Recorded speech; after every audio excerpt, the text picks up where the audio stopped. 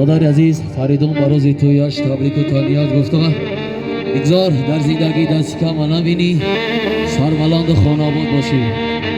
مبارک شود.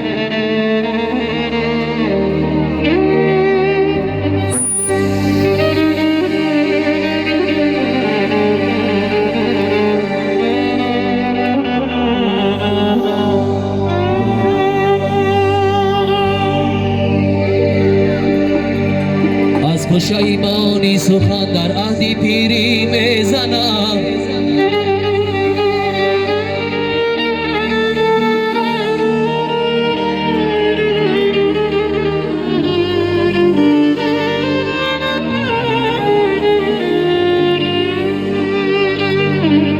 از پشیمانی سخن در عهدی پیری میزنم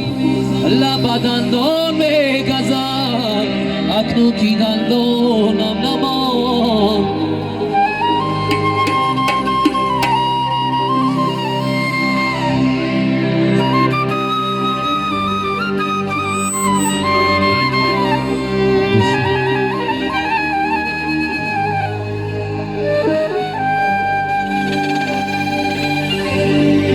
شما دو نوجوان خوشبخت باشید چونی شاهزاده این تخت باشید دعاتان میکنیم 100 ساله گردید ملکی دایما در تخت باشید